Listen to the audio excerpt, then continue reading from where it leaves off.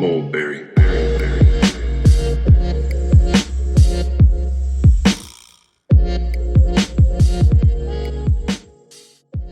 Yeah. All right, Scrim, we good? No, I'm just kidding. All right. Bro, Scrim's raw. I know, he's so raw, bro. Like, everything he does, bro, it's like, God, dude, how the fuck did he do that? Like, I'll listen to a track and I'll just be like, how in the fuck?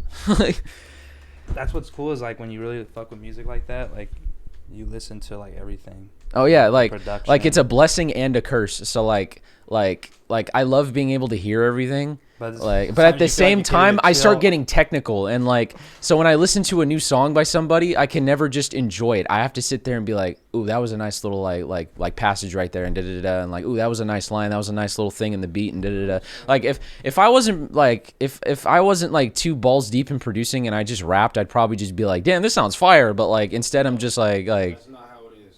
huh? I can tell you from a just rap standpoint.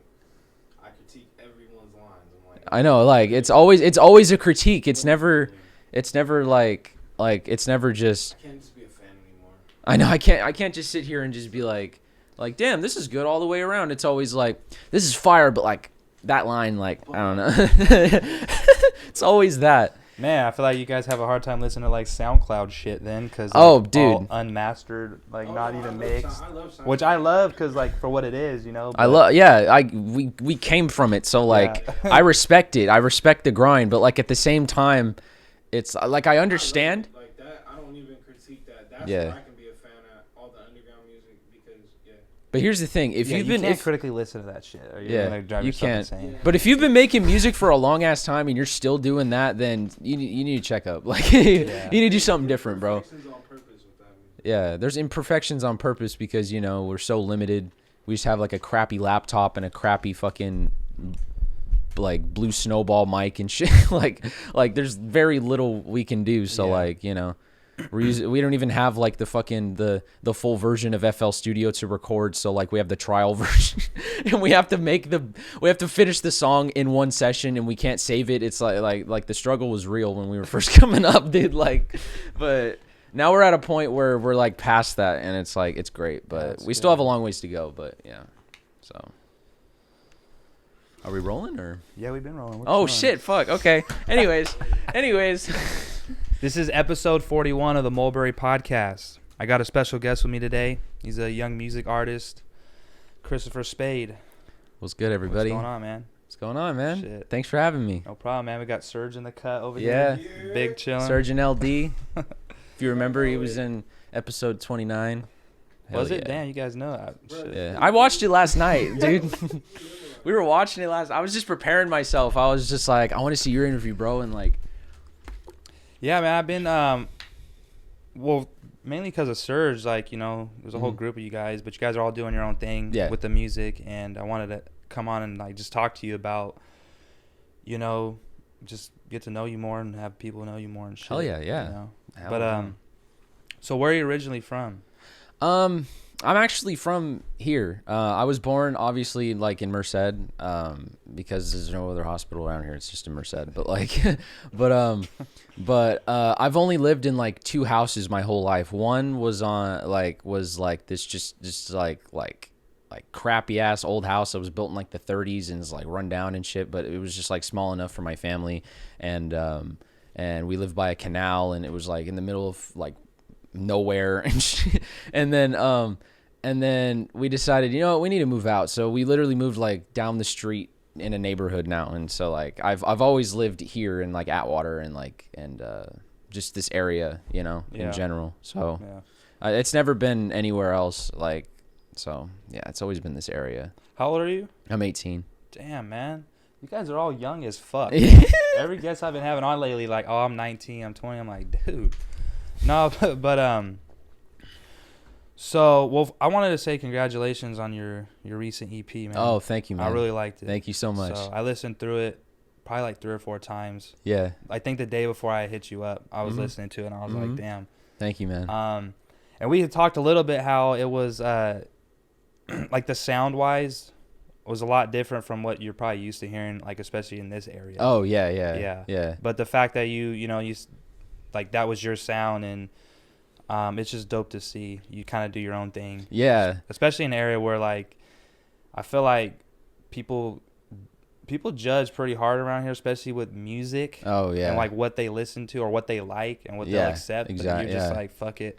Yeah, you know, like I'm gonna do it. Yeah, there's a lot of people that I've tried like when I was first starting out showing my music to and stuff, and they just automatically were just like, it's cool, it could be better though. Like they could have said you could have changed this line, but like it's cool, the beat's cool. It's like they'll always say the beat's fire and then nothing else, and I'm just like, so like what about me though? But it's kind of a backhanded compliment. Yeah, it's like a backhanded compliment. It's not even my beat because I'm like, I don't know how to produce yet. And I'm taking beats off YouTube, putting them on SoundCloud. And so, like, of course the beat's fire because it's some, like, high-end producer on YouTube. But, like, no, but, like, there was, like, a point where, like, when I was first starting out, like, I was making, like, I was just, like, finding beats on YouTube and stuff like that. And I guess that's how everyone starts out. They just, like, when they don't really know much and all they have is a pen and a paper and hella juices flowing and the gears turning, but like they don't have any instrumentals, so they're just like, let's go on here and check it out, and see what's on here.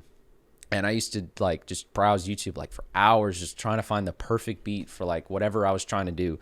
And it got to the point where I was like, I feel like I need to like do this myself. Like I can't keep relying on other people like on the internet to like make the beats for me or something. I need to like be able to sit down and be like, this is the sound I want, this is what I want to do, this is what I want to do here, instead like I can have full creative control over whatever it is.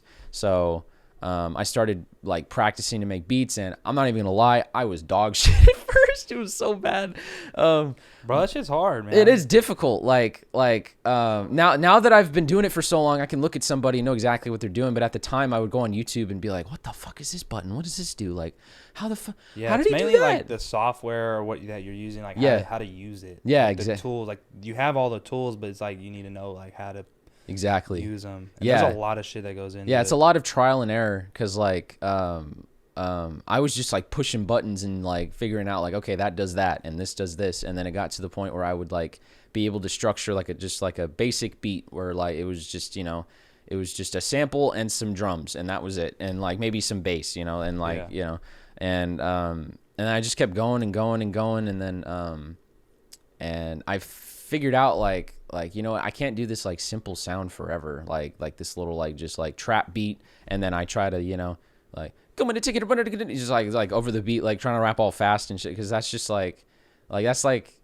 everybody is like that in that genre is like trying to do that, and I don't want to just be like them, I want to add my own flavor to it. So I started listening to like Suicide Boys and like Bones and like Ghost Main and shit like that, and they put me on to like Suicide Boys and shit. Like I had no idea who they were, and when they put it on for the first time, like my life changed. It was like oh, who are these guys, bro? And that's what I was telling you is like your sound, like there's an audience for everything. Yeah, like anything you make, like there is an audience out there, but sometimes it might not.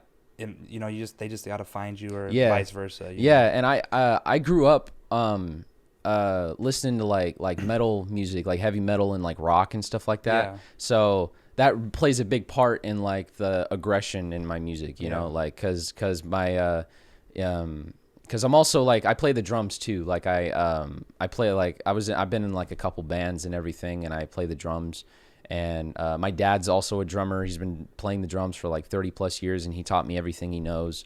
And I just grew up listening to just like all kinds of rock and metal and stuff. And I kind of found rap by myself. Like I was just around it so much. Like I was just on YouTube, and I'd find like I'm not even gonna lie, it sounds cliche, but I found like Rap God by Eminem, and I was like, what is this shit? Like what the fuck? Yeah. And when freaking in that verse where he was like, I was just like, what the dude? And like the whole, like, it was like crazy to me. It was like mind blowing. And I was like, mind you, I was like 14. So I was like, what the fuck? Yeah. It was just like mind blowing. And so like, but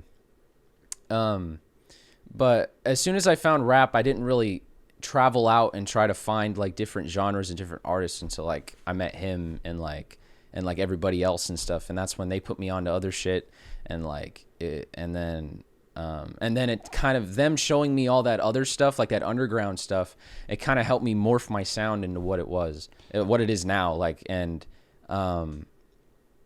it's crazy. Like I'm so like looking back, like I look back at my old tracks from when I first started out, and I go up to now, and it's like a huge contrast. Yeah. It's crazy. Yeah.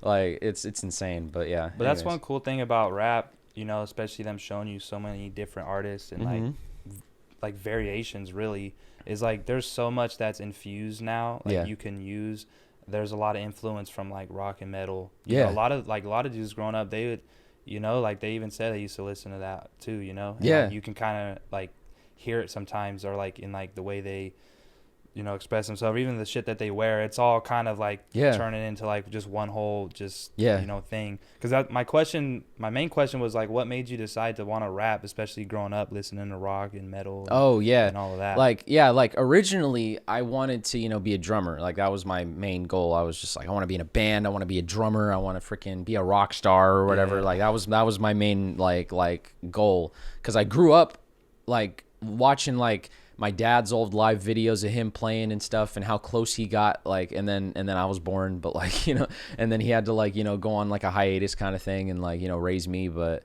just seeing like how my dad like played and like was in bands and like had like radio interviews and shit, and like was like, you know, his bands were like huge, like getting a lot of recognition. I was just like, I want to be like that. I want to be like my dad, you know? And so for like a good portion of my high school years, I was just like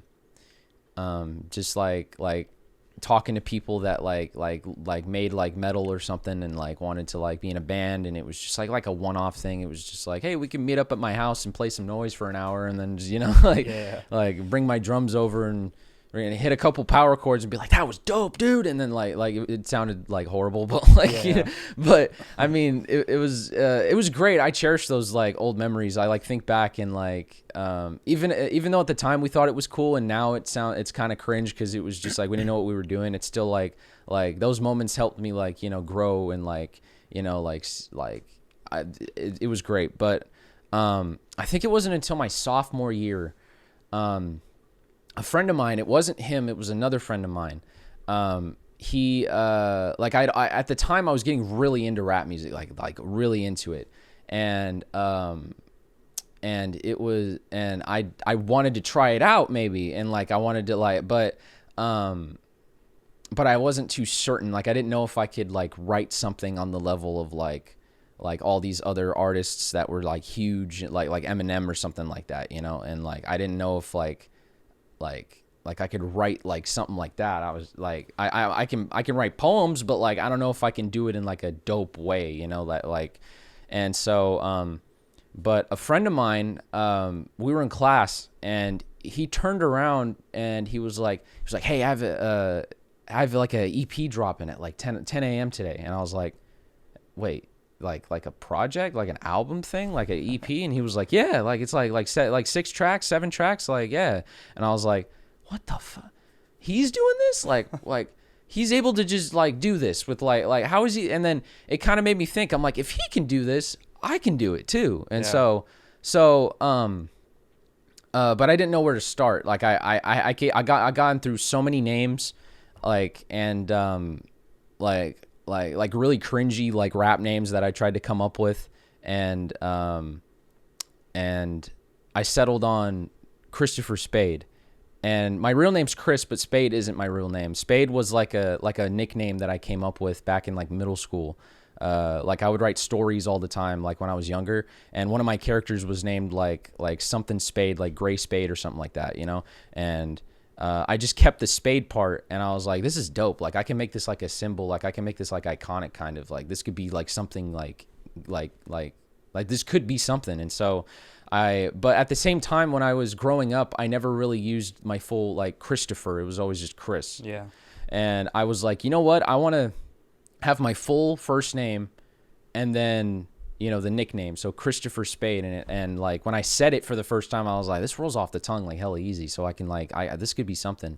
And so I made my SoundCloud page and everything. And then at the time, it's the same girlfriend I'm with now, but at the time we were we were dating, and we had some issues, and we broke up for a little bit, for like a year, and I was like fucked up. I was like down in it. I was like rock bottom, like, oh my God, dude, I don't know what I'm gonna do. Like, and so just inspiration just kind of hit me one day, and like I already knew I wanted to try and write and make a song, but like I didn't know like how to go about it at the time. But at the moment, I found this beat on YouTube, and I was just like, I know what I need to do. And so I made a song called Lonely, and that song's like lost. It's like one of those like lost archived files. It's like it's on SoundCloud somewhere. Yeah. I called it Lonely, and it was this unedited freaking, like, I didn't even chop the beat or shorten it or anything. I used the whole beat, so there's like a minute and a half of just silence, and then I come in. It's like hella funny, but I basically just wrote about what I was feeling, like about her, like how I'm like, you know, like it was just kind of like me letting my emotions out, and I posted it, and I told everybody, hey, and I wrote it and recorded it in like a day. And the friend that inspired me to like want to start making music, he gave me his blue Snowball mic. It was just like a little shitty like white mic and everything. Yeah. And I was using my Chromebook to record, like from school, and I would use like online mixing software to just like, I would just go in and like record it, and then I'd like half-ass mix it because it was just an online program, so there wasn't anything spectacular on it, and I just like kind of like toy with it and do different effects and make it sound cool and stuff like that. And then I put it out, and all my friends were like, this is really good and this is really nice. And then and then there was the occasional like, this is a dope beat. Like, you know, it's just like, it's like, okay, I guess it's not good, I guess, I don't know. Like, I look back at that song, and I used to cringe, but now like I look back and I'm like, you know what? That was an era in my life. That was like the starting point. So I cherish it. Yeah, you gotta start somewhere. Yeah, I gotta start somewhere. Like, as cringe as it is, because the lines are just like I'm all trying to rap fast and and I didn't even develop my flow yet. So I was like trying to do it like off rip, and like I was doing these weird word choices and everything like that I could have did differently. That I look back and I critique all that shit. I'm just like, dude, I could have done this and I could have, but I was like 15 at the time, so I gotta forgive it. Like, yeah. So, but yeah, after that, that's how I met Serge. Was a friend of mine who's still like I call him like one of my day ones, because his name's Derek. Shout out Derek. He introduced me to them. Like he told them like, hey, I have a friend and he makes music too, because they were trying to make music at the time too. Like they were just starting out and everything. They had a couple years on me, but they were still like in the starting phases, you know. Just 1 year? Oh, okay. So I thought it was like 2 or something. But anyways, so he tells them like, hey, I have a friend that makes music, and then he showed them my song Lonely, and they were like, yeah, I want to meet him, because they thought it was dope. And then at the time, I was just this like scrawny little freaking weird kid that wore like a hoodie and like to be by himself at lunchtime and shit like that. Like I was just that kid, you know. And they met me and they were like, you made that song? And I was like, yeah, I did, yeah. And they were like, no way, dude. And I was like, yeah, I did. And damn, y'all judging, bro? Because not even like that. I just like, because like I think a couple days before we even met him, like he was sitting by himself, like on the other side from our, like where our spot was, and I always like looked over at him, but like I don't know, I just never thought like that he was music. You know, I just sit by myself on my phone, or like or just be like on my Chromebook or something. Just like, I was just one of those kids that, and then in high school when I was younger, and then when I met them, everything just kind of changed, you know, like we didn't start hanging out all the time, like off rip. It was just like, we knew of each other and we knew we made music, and it was just like a mutual kind of friendship at the time. And it wasn't until like months after we met, I think, because I put out Lonely in like April of 2018, and then it wasn't until like months later until like we actually started, like I started like going over to their houses, and like we'd be in their garage, and like I even mentioned that in Awake on the EP, where I'm just like 3 a.m. a cold garage and play any bars in our arsenal, start a war, like I'm like referencing like that whole second verse is just me talking about like how I started and everything in like a more condensed way. But but I started and then we were trying to make music like still on the Chromebook and everything, and it was like, you know, we didn't really have much. We didn't know what we were doing, and my parents didn't know who they were. They like, my parents are really protective, so they only know like the people that I like grew up with in elementary school. So like when they saw these new guys, they were just like, who are these guys? They're like way taller than you. They're a grade older than you. Like who are these guys? Like, can you even trust them? Da, da, da, you know, like, you know.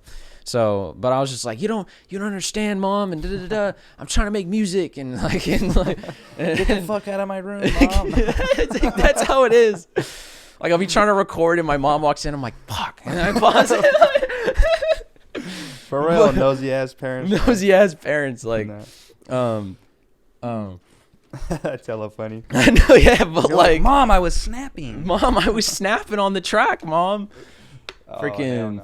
But anyways, I'll fast forward a little bit. I was going through like so many phases of like what I wanted to do and everything.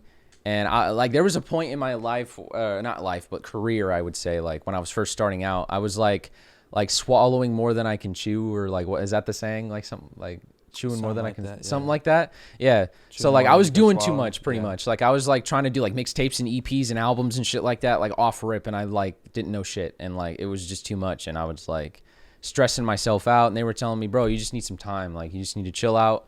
Like we're just starting out. We're just trying to do this. Like, you know, like we're trying to do too much. Cause I was just like, I was just a kid with big dreams. I was just like, oh my God, I want the freaking, the discography and the fans, you know, like looking back and being like, oh my God, that's a classic. And so, like, you know, I was just that kid, you know, yeah. And so, there was a point where I wanted to quit, but like, and for a little bit, I thought I was like dead set on quitting. And then, it broke their hearts. Like, it was like, I was just like, I need to separate myself. I just need to do something else, I think. Like, I don't know if this is for me.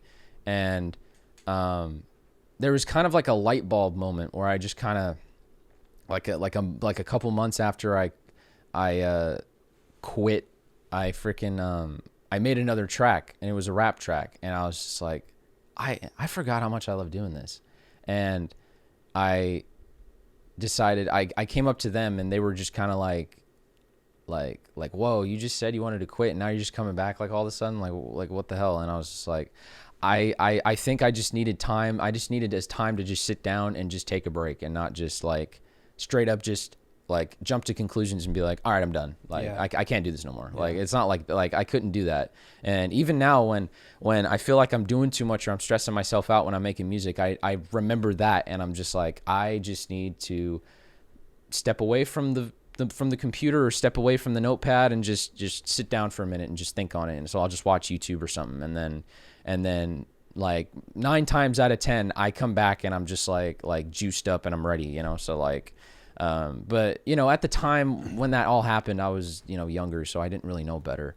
So I was, you know, I just was doing whatever, you know? I just feel like that's part of the process though. Yeah. Anything really, you know, like even like writers, they get writer's block, whatever. Yeah. Where you just feel like I have nothing. Like, I don't even know what I'm doing, you know? I get like that too sometimes, to where it's like, do I even want to keep doing this? Like, what am I even doing, you know? Yeah. But then you just gotta, like, when you're in those moments, you gotta remember all like the other moments as well. That it's kind of what make you who you are, and like what you're doing. It's like, it's purposeful. So just keep going. Yeah, you know? Like I always have those moments of like writer's block, like or just like it's so overwhelmed. Yeah, overwhelmed. Like, you're, like, thinking too much.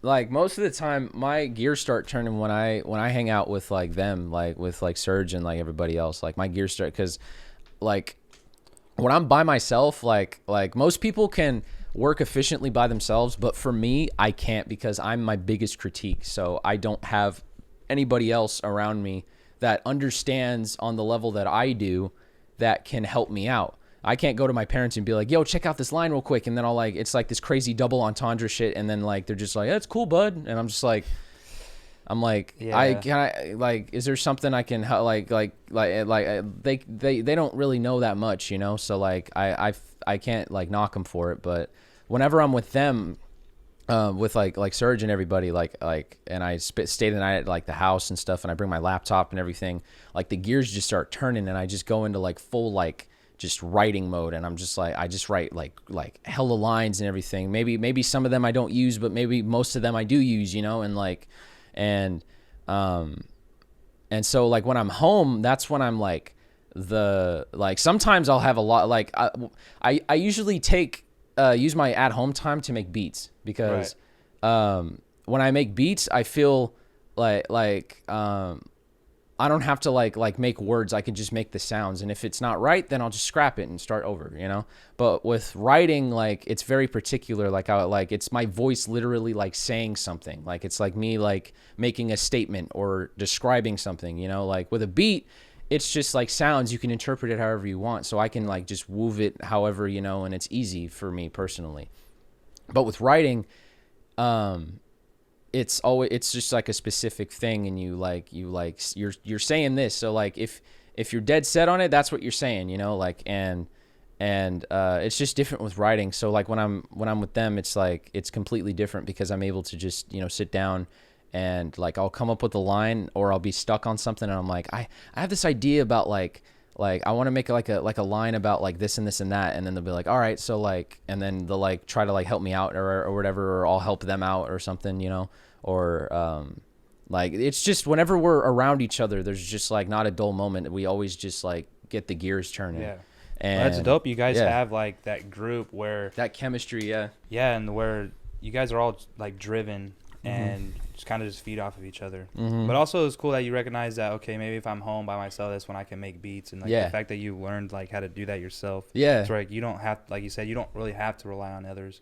Yeah, no, you yeah, could like just do it on your own time. Yeah, no, like I pretty much just kind of used like YouTube just to kind of help me like figure out like where buttons are and things like that, and like how to set things up, and then the rest of it was just me experimenting. And then it got to the point where I know where everything is. I know that, okay, I want to do this kind of sound. So I go in and I know exactly how to set it up and how to do it and everything, and make it happen. And then like when I show people like stuff that I do like on beats and stuff, like and they'll be listening to it, they're like, oh my god, that part was really cool, and I'm all thinking about it. I'm like yeah, so like I'll show them, I'm like, I'll break it down like Genius Deconstructed or some shit, and I'm just like, yeah, so like when I did that part, I did that, I mixed this and did it, and it's like I used this plugin and did it, like, you know, and I love doing that. It's fun, you know. I love like showing the process to people, but also like just showing my work to them, and like because I'm not like super big yet, so I don't have to like keep things from people where it's just like that's the unreleased shit, you know, like I can't, like it's just like hey, like what's your opinion on this, like an outsider's perspective, and I'll just play them a beat, and then they'll be like, this is really good, or this is, you know, like because even if they don't know like fully like about the technicalities of it, like they're still an audience member and they're still a listener, so they're not going to think of it as like, oh, he should have done this, he should have done this. It's going to be like, does it sound good? You know, it's just going to be boiled down to just that, you know? So if they give me the okay, then I'm like, all right, this is good then. Like, cause I can worry about the technicalities. I just want them to worry about like, if it sounds good or not. And I'll just show it to them, you know? And what inspired you, or what inspires you, like your sound now, like when you make beats? Oh, like or like, was there any specific artists, or just? Yeah, there's a lot. I like to go back and forth like with different sounds and things like that. I like being versatile. Like if I did the same sound for like the rest of my career, I'd probably like hate it. If there's an artist that, you know, makes a certain sound and they're making hella money off of it, and it's like, you know, if it ain't broke, don't fix it or don't change it or whatever, you know, like just like, you know, like then keep doing you, that's fine, but you can keep doing the same sound you want or whatever. But for me personally, I have to change things up all the time. I have to keep it fresh, you know, like I'll do like a boom bap track, or like I'll switch it around and do like a freaking like a Suicide Boys kind of song or something, and then switch it back around and do like a lo-fi kind of beat or whatever. Like I like doing different stuff all the time. Like whenever I sit down, I usually either have like a set like sound in my head for like beats, or I'll just sit down and I'm like, I feel like making beats, but I don't have like a plan, so I'm just gonna kind of like it's like walking a dog with your eyes closed, to see where it takes you, you know, like so like I just kind of do that, you know. And most of the time, some of the beats that are on like that EP were just like just like seeing where it took me. Like I just found a melody and I put it in and I was like, this sounds fire. And then I put the drums over it and everything. And I was like, oh, this is going to be one of the one. Like the moment when I sit down and I make a beat and then I listen back to it and then I'm able to say, this is the one, like, this is one of the, like, this is it right here. Like I know it's like, cause some of the times I'll just sit down and be like, this is dope as fuck. Like I'm all vibing to it, but I'll never like think like I'm definitely using this. Like, it's just like, cause some beats, are probably just not meant for me personally. Like I made them, but I don't have to rap on all of them, you know? So like I'll play them for other people like Serge or something. And then he'll be like, that's dope. Can I use that? And I'm like, yeah, like, and then I'll hear him like write over it. And I'm like, oh yeah, this is for him. Yeah. Like it would have been cool with me on it. I could have done something with it, but he would have did it more justice. So I'll let him use it, you know? Like, so. Well, that's dope. You guys have that again. Yeah. You know? So yeah, but what inspires my sound a lot is like when I'm feeling like, because a lot of the sounds on the EP like that I just put out are very aggressive, very in your face, very just like no filter at all, you know? Yeah, like blunt force trauma. Yeah, like blunt force trauma. Yeah. And you made that beat? Yeah, I made that beat. Yeah. Dude, that's dope because there's like a lot going on, you know? Like you put all that together. Yeah. So. Yeah, there's a lot going on in the, like, that's one of my like favorite beats that I've ever made because just the melody sounds so catchy. And then I knew from the jump I wanted to do something catchy, but I still wanted it to be aggressive and like I didn't want it to be like just a typical like catchy hip hop song. I wanted it to be like, this is catchy, but I'm talking about hurting people. Like, you know, yeah. But not in like I enjoy hurting people kind of way. It's just kind of like me painting a picture of like, you know, like, cause I always grew up like, you know, like put down and like when I was in elementary school, there would always be like people that like would like look down upon me and stuff just cause they kicked the ball farther on the fucking football field or something. Like it was just like really, but all that dumb shit. Yeah, all that dumb shit. They'd call me like gay and like white boy and you know, like all that like and it really got to me. Like there was points where I almost broke and I almost like would get into fights, but I would like stop myself. I'm like, I care about my education. I don't feel like getting suspended today. And I just like, you know, but it was kind of like, it kind of fueled me to kind of get to like this point.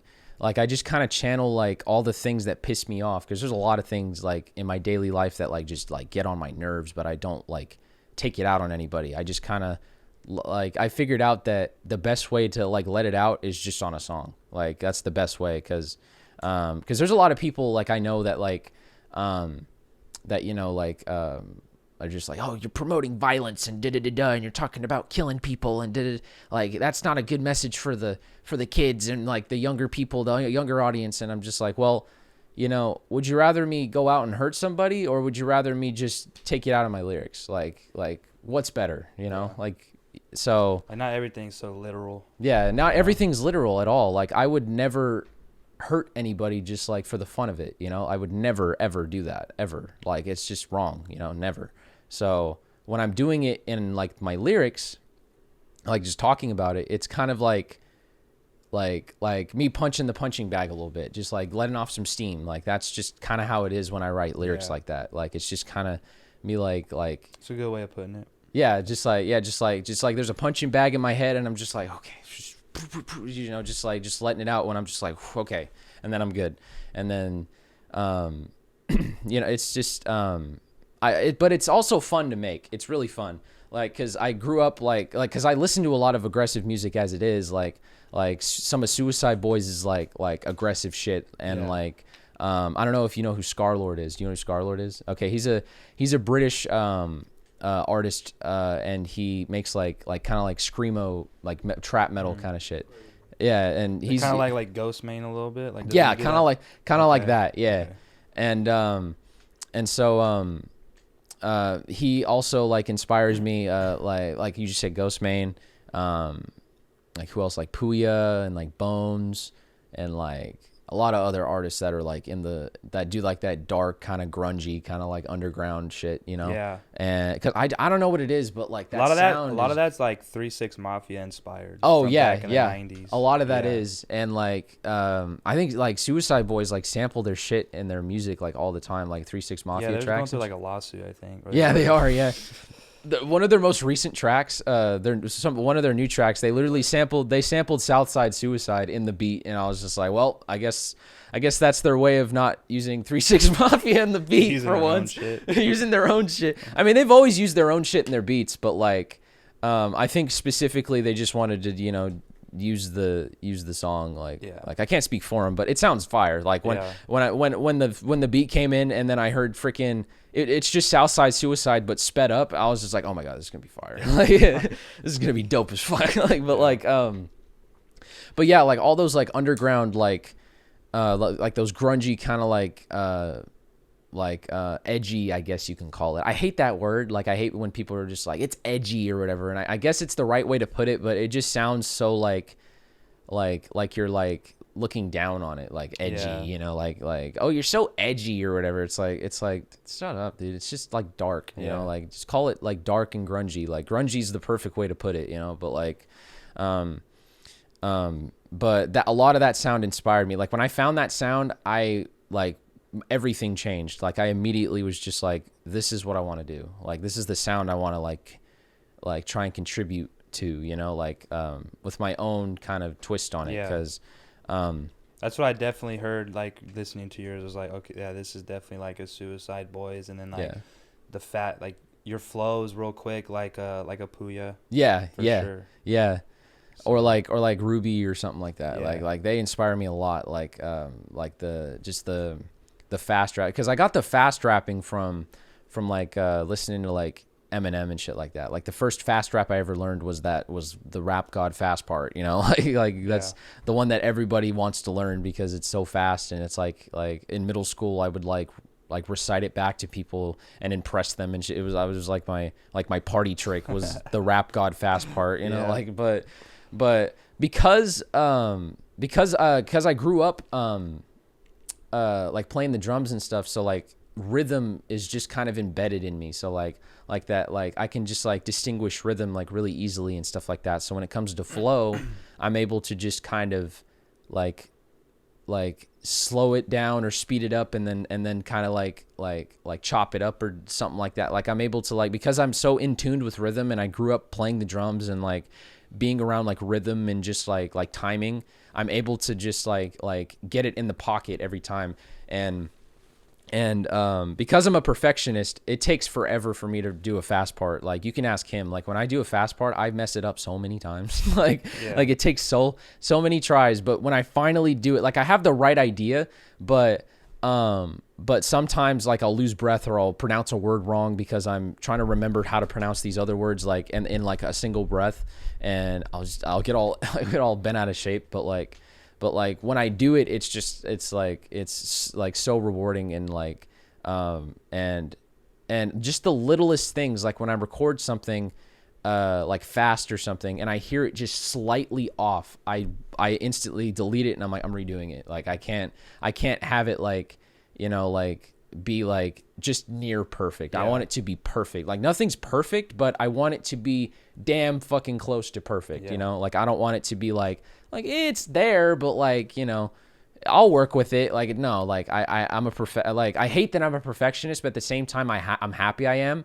so I don't put out half-ass shit. Like that's like I see all my artist friends just like, you know, putting out like new music and new songs and videos and stuff like that, and like all this stuff, and I'm still here like I have 3 tracks on Spotify and they have like an EP out already and like 4 other singles and stuff, you know,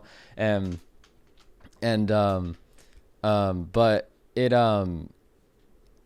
I'm happy that I'm a perfectionist. I'm like I kind of like to take my time. Like I don't want to like I would rather put out one solid project rather than 3 projects. 2 of them are at least decent, and one of them's completely dog shit. You know, like I don't want to do that. Like, you know, you just gotta go at your own pace. Exactly. Yeah. Just be aware of that. Like people think you have to like to stay relevant. You have to like continuously put things out. You know, like you have to just like stay relevant and like stay in people's minds, or also just gonna move on to the next thing. And like that's not the case. If you have a dedicated fan base, you have nothing to worry about. You know. Yeah. I mean, there is a method to that, but yeah. You know, they call it like the Gucci Mane.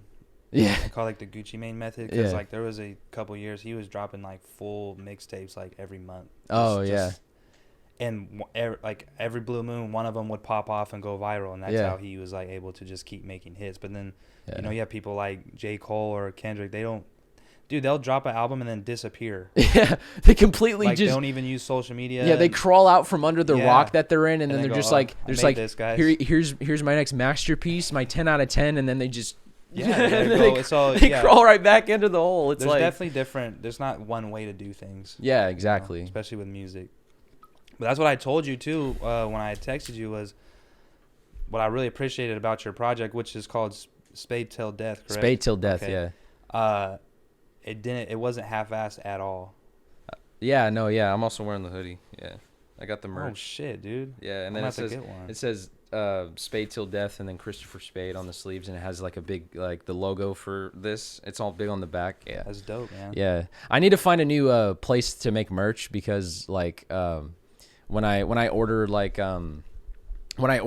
these, took weeks to get here. Like I'd like the design is great. Like the product is like damn near perfect. Like it's great, you know, but it takes forever to get here. It's like goddamn. Like at the beginning of the month, I had people like, hey, let me get like a hoodie or like let me get a shirt. I'm like, all right, for sure. So I go on and like order them as they want them, and then 3 weeks later, it finally gets here, and like they've already forgot that they paid for it. Like, it's just like I need to find something different. Like I need to maybe order them in bulk, like in a mass like supply, and then just like if they want one, I'm like, all right, here you go. Like you know, I need to probably do that, invest in that. You know, it's gonna cost a lot of money, but I feel like it's gonna be worth it. So that way, if people do want something, it'll just be there already, and they don't have to wait. You know, we could talk about that afterwards, and I'll show you like how I do my. Oh shit. Hell yeah, I'm hella down. Yeah, thank you. I appreciate that. But anyways. What metal bands are you into, man, growing up? Oh,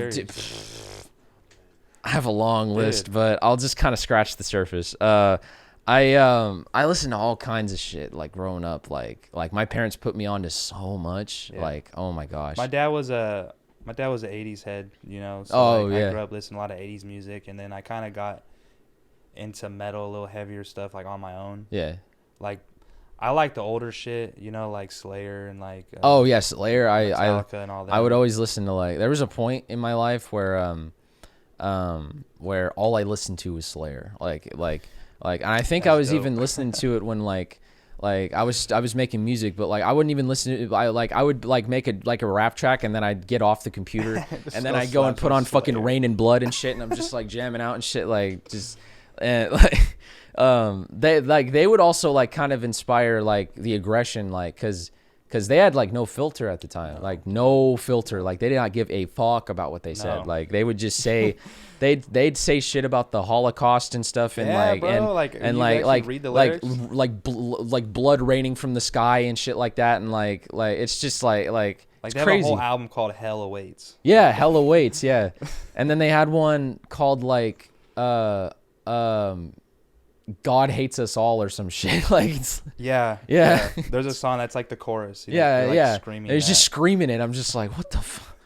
Like goddamn, like they don't like. It's like I think that's why it's so intriguing though, bro. It's like you're just saying all this shit because I don't agree with them, but it like I'm listening to it and I'm just like what's going through their minds? Like it's interesting. Like it's not like oh my god, no, I'm good. It's just like I'm listening to it and I'm just like, what is motivating them to say this shit? Like I'm intrigued. I'm actually intrigued. Like why are they hating on it so much? Yeah. Like it's I'd listen to like Slayer. Fuck, I'm like brain farting right now, but like I have so many bands that I listen to like Metallica, like and then like That's like such a cliche metal band. Huh? Yeah, like Metallica's like dad rock. Like yeah. They used to be like back in the 80s when they were coming out, like they started off as like Metallica's badass, and then after a while they just became like dad rock. Like after Enter Sandman came out, it was just like they're solidified as dad rock. Like there's no debating dad rock. it. That's fucking funny. Bro. Yeah. Like that's what it is. It's just dad. That's like AC/DC, that's dad rock. I honestly don't care for them. I think because they are like that. It's just everyone knows it. Yeah, everyone like I like to listen rock music. I like to listen to metal that's like, you know, like it has a big fan base, but not like everybody like that has that. I don't like the metal where the fan base where they have that one song where they're just like I love this band, and you're like, oh, what's your favorite song? Oh, the one they play on the radio all the fucking every 5 minutes, like on freaking on. So what's another song? You're like, I don't really know. But yeah, you just like name five. Like I'd watch videos on YouTube of guys wearing a Slayer shirt, and he's like, and this like Slayer fan walked up to him, and he's like, you like Slayer? And he's like, yeah, dude, I'm wearing this shirt. And he's like, name 5 songs, and he's like, it's and it's like, like I just got the shirt at like Spencer's or something like that, or like he'll go up, yeah, or he'll God, bro, like you know how many people wear Metallica shirts, Metallica shirts, like, they'll wear like Master of Puppets, and they don't even fucking like know the band, like they're just like, it looks cool, bro, or like I was watching this other video where he was wearing a Slayer shirt, and he's like, do you even know what that is? And he's like, he's like, do you know what that means? And he's like, I'm a Slayer. I'm just like a Slayer, you know, like, and it's just like, that's what that means, right? And I'm like, and he's like, no, it's a band. And he's like, oh, okay, I guess, like he did not care. Like, I'm just like, why? Like what? It has a pentagram on it in swords, and it says Slayer, and you just think it's some just design, it's, you know, like devil shit. Like just some like you're just casually wearing some devil shit, not even knowing it's a band. Like what the fuck? Like there's so many like poser people out there that just like I'm not one of those kind of people that are just like, you're a poser and you know, like it's cool that you're wearing the merch, but like it kind of gets on my nerves when you're just wearing it because it looks cool. Yeah, like just like I wouldn't have some context, man. Like go on Safari or something and know the basics. Yeah, just go on YouTube and just like go and listen to like go on Spotify or something and just listen to an album, just one. That's all I ask. Just like their best one. I don't care. And then you can wear their merch. like then you have permission to wear their merch. You can even listen to their greatest hits. Just like you can listen to the compilations that Walmart sells. Like go to Walmart and get the greatest hit, the essential of this band or whatever, and just and just listen to it from back to front, and then maybe it's okay. But like one song really, like that gets on my nerves. But yeah, I think that's funny. Like just like that's that Hot Topic and Spencer's shit, man. They just got all those dope ass tees in there. Yeah, and like I'll walk in and I'll see like, oh, that's dope. Like they have like XXXTentacion merch and Hot Topic and like Spencer's and shit. And then I'll see that shirt on like some like kid in high school, and I'm just like, what's your favorite song? Oh, Look at Me. I'm like, oh yeah. or oh, it's Sad, or like, or fucking. Or Moonlight or some shit. Yeah, Moonlight or some shit. I'm just like, oh my fucking God.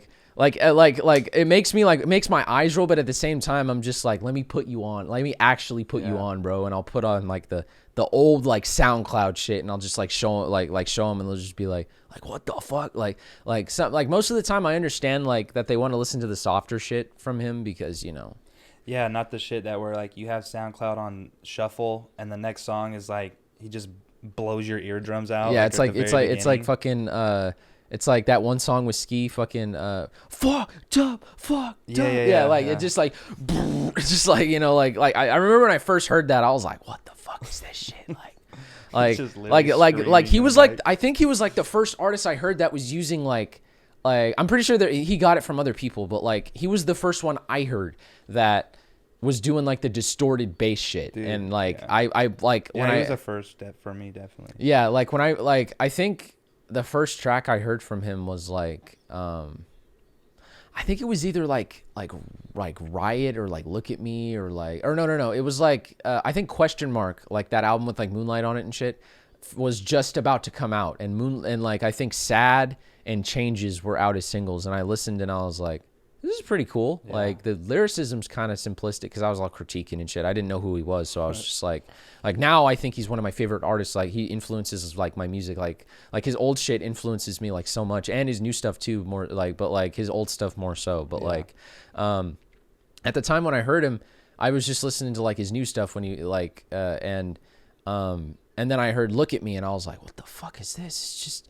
he's just like it doesn't even sound like he cares. He's just like just like friggin', it's like what the hell, and then the beat is just boom, boom, boom, boom. It's like what the I can't even hear anything. It's just like clipping. It's like hurting my ears and like, but like I was naive. I didn't know, but like I was intrigued. I was interested, and I was just like I need to hear more of this, and so I started like diving deep into his discography, and I started like just like hearing like all of this just like crazy, just like I'd go up to people that knew who he was, and I'd be like, you know this song, and they're like, what's that? And I'm just like here, I'll play it for you, and they're like, I've never heard this before, and I'm just like, yeah, like this, or they won't like it because it's, you know, it's like distorted or some shit, Like I hate that like people hear one XXXTentacion song and think that they're edgy or whatever. Like I hate that, but like it's so annoying, bro.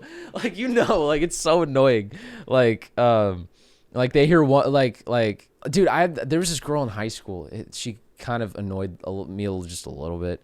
I won't say no names, but she was listening to Suicide Boys, and at the time I wasn't really like into them like I am now, but like when she would say like oh, I listen to Suicide Boys, I'm kind of, you know, like I'm kind of different, you know, like da da da or whatever, like I listened to it, and I'm just like, bruh. I'm like, no. I'm like, oh my god, are you serious? And like when I finally like listened to them and I got into them, and like I'd listen to them and I'm like, yeah, they say like dark shit, but like you can't just say, oh yeah, I listen to Suicide Boys, I'm automatically just a weird kid. I'm just like, no, like I listen, like it's just annoys me that like they just think like I'm kind of dark. I listen to dark shit, and like I wear dark clothing, and I paint my nails black, and just because of this one artist. And it's just like, I mean, I guess the impact's like, I understand the impact of that artist, but like they just like totally try to like turn their whole like personality into that. I know, it's like, dude, stop. Like just enjoy it, man. Just enjoy it. Like I make it kind of my aesthetic because I just connect with it, and like it like hearing it. And then like making the music, I just realized this is me. Yeah. So like that's why I kind of dress the way I do. Like I don't dress like completely like goth or whatever. I just wear black, you know, and that's it. And that's kind of just as far as I take it, you know. And like there's some people that take it pretty far where they just completely wear like, you know, the freaking, they get all the piercings and the freaking and the crazy tattoos and shit. Like, I want to get tattoos eventually, but like I just think I just need to find the right, like, I know I want a Spade tattoo like somewhere, but I just don't know where yet. I don't know if I want it like right here or like right here or somewhere. I don't know yet, but anyways, like I don't really take it far with the fashion or the aesthetic. Like I just kind of stick to the craft. I just stick to the craft. I just let my music do the talking. I don't let my looks do the talking. Like I never want that to be the case. Like I don't ever want like my looks and my fashion taste to like speak for me. Like, because there's a lot of artists that do that, and it's like, and it's I mean, I guess like if you have the money to do it and you want to show off, then go for it. Like I'm not gonna knock you for it. Like it's just not me. I wouldn't like I never grew up with like thousands of dollars, you know. I didn't grow up with the money to like, you know, buy a gold chain or like have like designer clothes. And so like I don't want that. Like if I ever do get a lot of money, I don't even want to get clothes like that anyways. Like I don't want to do that. It's just not me, you know. And personally, it's just the clothing don't look good anyways. So it's just like I don't really just like think like as far as I'll go with spending money on fashion is probably like shoes or something. That's it. Like anything else, I will wear the cheapest white shirt from Walmart and some jogger pants or something, and just like, and put a jacket on or something, and just call that my fashion. You know, like I don't ever want to like just like go on social media and just be like, look at these diamonds, bro. Look at freaking no one like me, bro. No one got money like me, bro. Like look at my 3 Lambos out in my driveway. Like no. This is hella cringe. And then their music's trash. It's like it's like, bro. But yeah, anyways, like yeah. So you just dropped your EP, what? It was like last month, wasn't it? Yeah, April 30th. Yeah, there you go.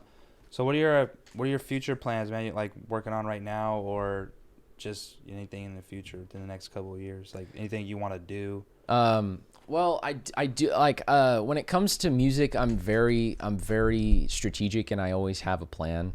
You can ask him. I like there was a moment where I think I still kind of do, like I'm not even gonna lie, but like I've kind of stepped back from it where like I have like 4 album titles lined up, and I'm like, okay, so this one's gonna come out first, and then this one's gonna come out like the year after, and then I'm just gonna build onto it. And he's just like, bro, you're doing too much, you need to chill out, like just work one at a time. Like I was working on Spade Till Death, and he was like, and it was like halfway done, and I was like, I need to figure out what like the next thing I need to do is, and and he's like, and then Serge would be like, bro, you just stop, focus on Spade Till Death, and then focus on the next thing. Yeah. Like it's cool to have something lined up, but don't try and move your focus to the next thing, because that's not even happening yet. You're right here. So, and plus as time goes on, you know, things happen in your life where things change. Yeah, where it changes your perspective on things, or now you have something different to, you know, even talk about in your music, you know. Yeah, like now I just kind of like, before I was like, oh, this project's gonna have this sound and this vibe, and then this next one's gonna completely switch up and do this, and then I'm gonna go back to the first sound on this next one, and and like I was like figuring out like what like direction I wanted to take, like, and like I look back and I'm just like, nah, like I can have like a cover and like a title, but like I don't want to dictate the entire project like prematurely, like no. So I used to do that because I would just like dream about having like a big discography and like all these like projects and stuff like that. But like now I'm just like, I'm just going to work on what I'm feeling like working on. Like, cause Spade Till Death was took a while. It's just 5 tracks, but I've been trying to make a project since I started. So like, this was a huge like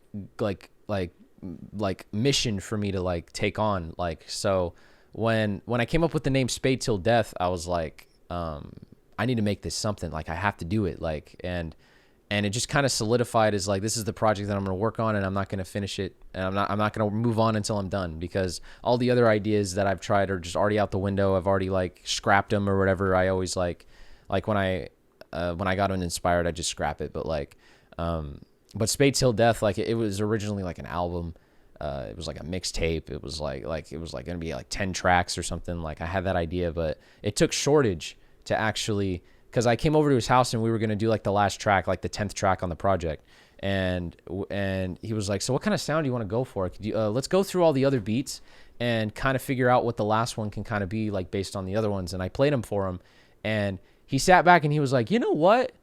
These first 5 are like the strongest ones, and then the other ones don't really match. Like, you should just keep the 5 and have it be an EP. And I was like, you're right. Like, I should do that. I don't know why I didn't think of that. Yeah. Plus nowadays, like, dude, that's not even that bad. Like 5 to 7. Yeah. Like 8 songs. And plus, I think fans like bro, you ever get an bite-sized bite-sized projects, you know, that you they get an album with like 20 fucking songs, and it's kind of like, fuck, like I can't this sit is through gonna be this. a fucking chore to listen I to know these. exactly. like bro, like I sit like when new albums come out and I see like how many like a new Eminem album or something, it's like 22 tracks. I'm not listening to that. I'm like, bro, I love you, man, you're one of my inspirations, but I'm not sitting through 22 tracks, bro. I'm sorry. It's gonna take me a while. It's gonna take me a minute. So like, so like yours, I just threw it on. I was like, okay, like I'm just gonna get through it, and I've listened to it a few times over, and actually enjoyed it more as I listened to it over and over.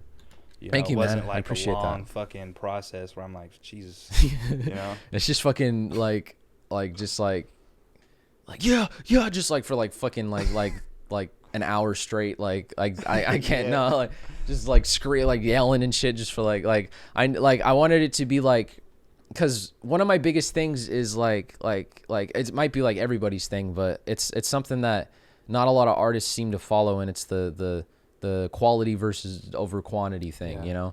And quality over quantity every day. Every day, bro. Every day. Like I literally just can't like fathom doing 20 tracks anyways, because I don't even know if I can commit to that. But like at the same time, I know for a damn fact if I do 20 tracks, at least like 10 of them, like half of them or more than half are going to be fucking dog shit, you know? And then the other one, like the singles will be like the best ones. And then all the filler ones are going to be like just kind of like uninspired fucking tracks. And so I don't want to do that. I want it to be like tight, like 5 tracks or like 8 tracks or something like that, like something tight. So that way there's all killer, no filler, quality over quantity, you know? And like,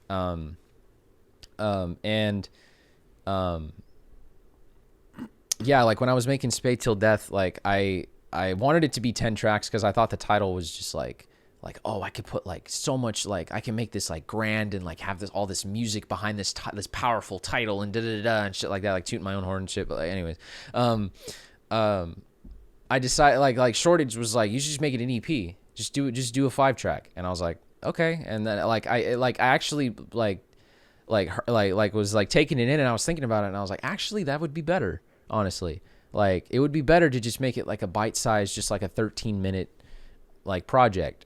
And especially like it was your first one, and it's kind of like a major like introduction. Yeah, major, you know? And it's not overwhelming. Yeah, I feel like there's like there's not like everything I can possibly do on that project, but there's a good chunk of like at the time what I was trying to go for. Like I have like a boom bap track that Shortage made that was Awake. I have that on there, and then 7 a.m. is just kind of like the first track is just kind of like just an opening banger where I'm just like not even going aggressive. I'm just like, you know, showing off my like flow and shit. And then Blunt Force Trauma is just me like letting it out, like letting out my emotions. Rigor Mortis, the one after Blunt Force Trauma, is kind of like a continuation. And then the last track is like I made that beat for the last track, the one that like switches up, like it's slow at first. It sounds like some like Bones or like Ghostmane shit at first, and then it switches completely to like this like hype shit. Like it's like that's probably my favorite track on the whole project. Like I love that track, and I made the beat like so late too. Like I had all the other tracks done, and I was like, I need to do this last one. And then I was listening to the original beat that I had, and it was like going to be this like grimy like boom bap kind of thing, and it was really slow too. And I was just like, I feel like I need to end it off like way more, like with more punch. So I literally just made the beat. Like he came over one night and then he went home, and literally like an hour after he got home, I made the beat, and then I called him and I was like, hey, I know you just got home, but I want to show you this beat. And I played it, and he was like, what the fuck, dude? Like, holy crap. Like that's crazy. And that's when I was like, yeah, this is the outro. I'm going to make this the outro of the project. And then I wrote to it, and I knew the beginning part was going to be like kind of like a you know, and then I knew that the hype part was going to be me kind of like just not getting aggressive, but me kind of like just getting like hella like hyped and shit, you know. And then I knew it was going to end strong like that. I wanted to end it really strong, and so, but yeah. And then for right now, like I've been just kind of like chilling, just kind of brainstorming on what I want to do next. But I definitely for the rest of this year, I definitely want to like just put out EPs and like just kind of build my discography just little by little. I don't want to kind of just like drop hella shit, you know. Like I don't want like I want this year to be what is it fuck, I want this year to be worth it, or like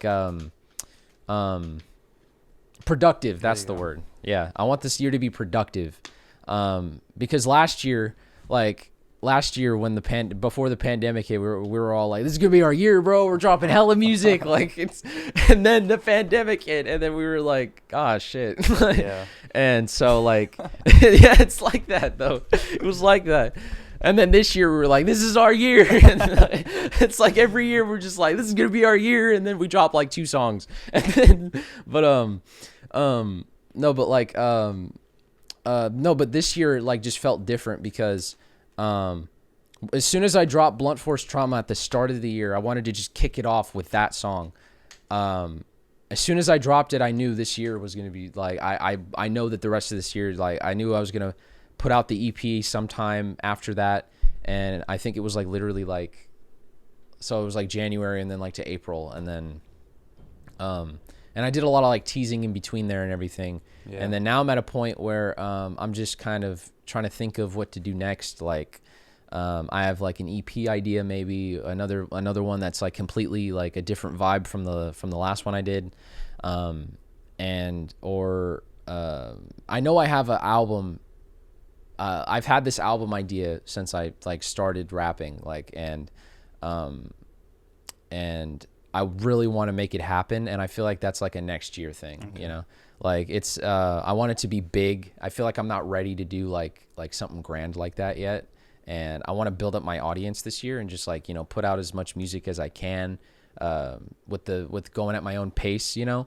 And so I want to take it a step at a time and build an audience and build like a fan base that is willing to listen to like a 10-track album, you know, or something, you know, or like, you know, be able to understand like the concept of the album or something. Cause I want it to be like very concept focused. Like I want EPs to just be kind of like a collection of songs. Like they can have a concept, but like, I don't want it to be like this like crazy freaking reading in between the lines, like freaking like puzzle that you have to figure out. Like I want that to be kind of like an album thing. Like I want albums to have concepts and then little things to just kind of be like collections of songs, you know, like that's what Spade Till Death is. There's not really a set concept. It's just kind of me showing everybody that like, hey, this is me. You know? And I'm going to be Spade Till Death, like literally, you know, but for the album, I definitely want to do something like big and like just nothing that I've ever done before. I definitely want to, like, I know for a fact that's what I want to do. And I have the title picked out. I have the cover art done already. It's just, you know, just kind of vaulted until I'm ready to work on it, you know, because I feel like I need to elevate more as an artist, and I need to work on myself and work on my craft and everything. And then when I get to a point where like like making music just becomes like second, like it's always second nature, but like just the like being versatile and doing different shit just becomes second nature, and I'm just able to just like do it like that. That's when I'm going to sit down and be like, yeah, I can do this now. And then I can start working on it. It's going to be crazy though. Like I have crazy ideas for it. And but for this year, that's for like a year, like that's for next year. So like that's, you know, in the like far future. But for this year, I definitely want to do like some more like singles. I want to do more promo. I want to do like more just like having fun and just like, you know, like making little Instagram drops here and there or something like that, doing collaborations, a lot of them. And as far as solo projects go, I want to do just like little things, you know, just kind of keep it bite-sized. Like like Spade Till Death was bite-sized. I might as well just keep on that trend. I don't want to overdo myself. Like, oh, I did a 5-track album. I feel like I can do 20 now. No, I don't want to do that. So I want to keep it, you know, bite-sized and kind of just keep it easy for the fans to follow too. So that way they can, you know, like it's like a care package kind of like. He's just like here's 5 tracks, and then like months go by and I release some singles and I'm like, here's another 5 tracks, you know, like just like, you know, just kind of giving them little pieces here and there. And then when they're ready for it, when I get more people that kind of like the little care packages that I'm giving out, the little ones, you know, just with little goodies in them and stuff, just a couple tracks to tide them over and everything. Once they're ready for that, I'll give them like the birthday present, like the album, you know, and I'm just like, here you go. Are you ready for that? And I just like, you know, give it, you know, that's kind of how I want to do it. Because like I said before, I was starting off trying to do too much, like trying to do albums and stuff like that. And I just realized really quickly that that's not the way to go. I need to start slow. I need to work my way up and get my head out of my ass and stop dreaming so big. Like I can dream like about like, oh, I want to do this and I want to do that. But like it was really just kind of like making me think like, oh, I need to do all these big things and do all these like, you know, like these like 14 track albums and and stuff like that. I'm like, no, I don't need to do that. Like I'm an independent artist. I have full control over everything that I do. I have the choice to just make it all small and just work my way up. Yeah. But yeah, so that's good, man. You got your plan, and like you said, you go at your own pace. You're independent. So, where can we find like your merch if we want to like buy a hoodie or anything? We just hit you up. Yeah. For right now, I'm trying to set up a website. And it's kind of in the works right now. I need to figure out like, you know, the payment portion of it because, like I have all the layouts as like set up. I have like how to put in the the products and things like that. And but I just don't know how to like. I'm trying to figure out how to like, you know, make it so that way people can actually purchase them, and I get the revenue and they get the product. You know, I need to figure that part out. But for right now, it would just be to like, you know, DM me on Instagram and say, hey, I would like I even have like a story highlight on my right under my bio, and it's got like the Spade symbol, and then and it says merch. You just click it, and there's like a selection of designs that I have for right now. And that are just kind of like themed after the EP that just came out. You know, like I have like the hoodies for this. I have like long sleeves that are the exact same design, but just a long sleeve. You know, I have shirts. I have things like that. You know, like it's gonna be crazy. I'm like trying to like, you know, like get to the next level. Like instead of just making music, I've always wanted merch. I've always wanted to wear something with my name on it and stuff, and just be like, this is me, bro. You know, it's crazy. And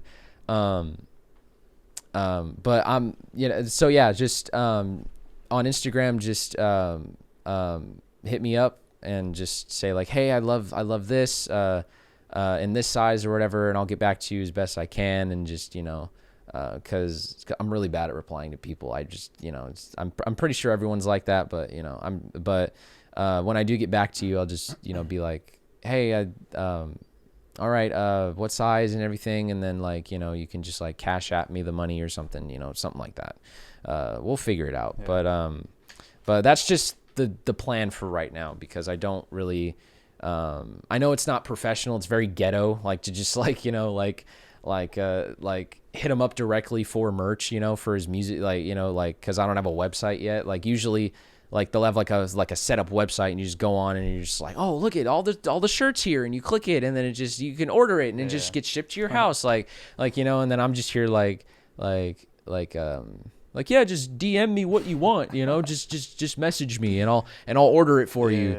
And like, you know, like, but I mean, it's all coming together. Yeah, it's all coming together. I'm just starting out like this is new to me. Like the merch thing is new to me. Like I've always wanted to do merch, and I've always been like, you know, a designer. Like I've always loved making like designs for like cover art or like just something. But like I'd always like mess around and like pull up like a blank black shirt, and I'd just like be like, let me take this design that I made and just like slap it on there and see how it'd look. And and then it never turned into anything. But I'd go to my friends and be like, dude, look at this shit. This is fire. Would you buy this? And they're like, yeah, bro. And I'm just like, you know, just like, you know, but I knew for a fact that I wanted to put like the project like on like on like a hoodie or something like that. And and this design, I love this design. It's like it's dope, man. Yeah, I drew it in like high school. Like I sat down and I was like, it would be kind of cool if it was kind of like Venom, where I'm just like it's like corrupting me or something.